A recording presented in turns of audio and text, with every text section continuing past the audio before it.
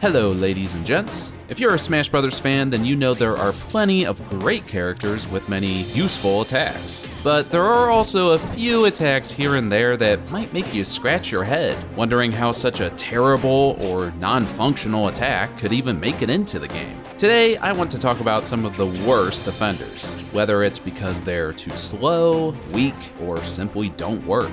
I'm gonna go through each game in the series and pick out a couple of attacks that are just downright awful. Starting with Smash 64, let's take a look at DK's abysmal dash attack. This move is weak, insanely slow, and incredibly punishable. It's easily DK's worst move, and I'd argue the most useless move in the entire game. There's never a good reason to pull out this attack, as you'd just be putting yourself at a disadvantage. And that's not mentioning how wimpy and out of place it looks for DK. I don't know why it took so long for DK to get a proper dash attack, but let's be thankful this garbage was left in the past.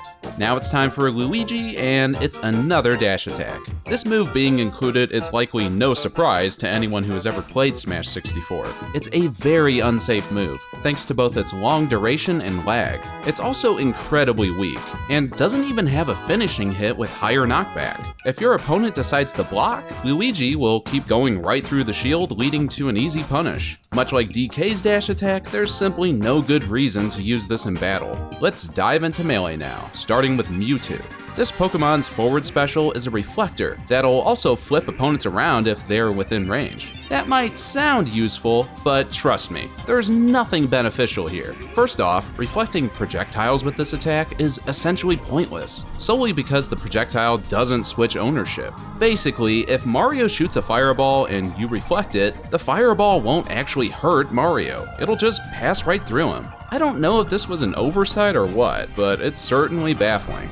Also, flipping opponents around has no real benefit either. Mewtwo recovers from this move slower than his opponent, meaning they can easily pull off an attack before he even gets a chance to move. But hey, let's stop picking on Mewtwo and talk about something even worse, which Kirby will kindly provide for us. Kirby's forward and back throws are the definition of useless. I think the idea here was that Kirby could use these throws to suicide off stage with the opponent when positioned right. The problem is the opponent can mash to break out of the throw, and they can break out of it very quickly, which just puts Kirby in a bad position to get punished. Pro tip, never ever use this move. Actually, just don't pick Kirby in Melee at all. He's trash in that game. And real quick, I have a bonus edition for Melee, and it's our boy Roy.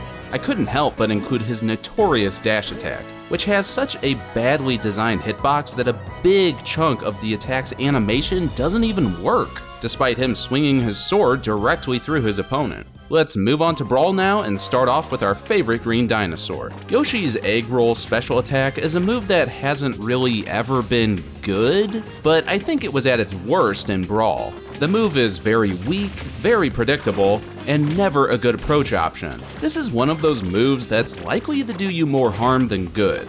And don't even think about using it in the air, as it has basically no horizontal movement, and will also put you into a free fall if it's cancelled. Some of these factors were slightly improved in later games, but they would have been better off replacing this move entirely. Next up is another green creature, Ivysaur. This Pokemon has a very lacking air game in Brawl, but the worst offender is his back air. It does very little damage and has pitiful knockback.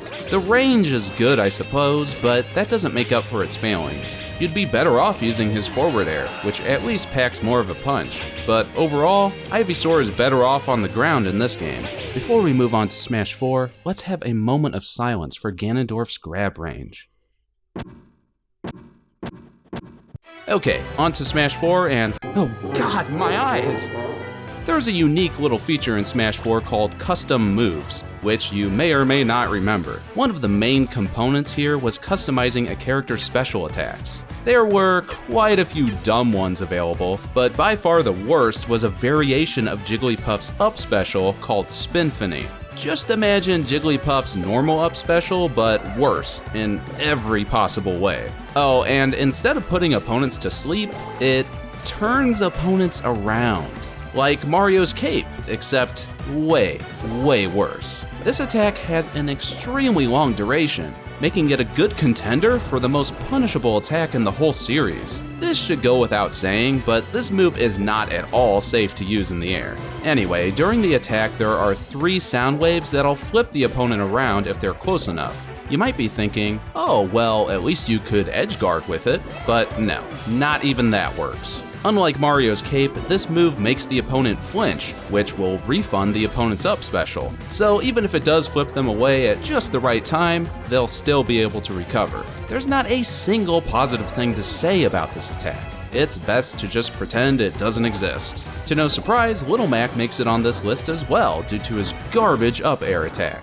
Look, I know Mac isn't supposed to have a good air game, but this move is so pathetic it had to be included.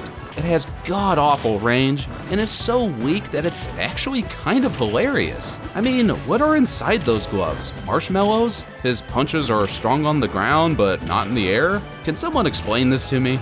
Finally, let's talk about Smash Ultimate. Let's pick on Kirby again, and this time we're talking about his Hammer Flip special attack. This is another one of those attacks that has never been particularly great, which is mainly due to its predictability, thanks to a very slow speed and meaty end lag. It's just not safe to use, so despite it being very powerful, don't be tempted into throwing it out or else you're just asking to get slapped for it. Lastly, there's Simon with his silly little chain twirl. Okay, yeah, it is a neat little reference to Super Castlevania 4, but outside of that, it doesn't have any real use. I guess you could try to block weaker projectiles with it, but that's so situational, and honestly, I've never even seen someone do that in battle. The range isn't that great either. Let's be real, there's nothing good about this attack. Somehow they made it even worse than Sheik's chain from the older games. But I'll give the devs credit for a cool little detail like this, despite the move being completely worthless. And I think that'll do it for now. There are, of course, other bad moves throughout the series, but these are the ones I found to be the most unforgivable. Are there any other attacks you think just plain suck?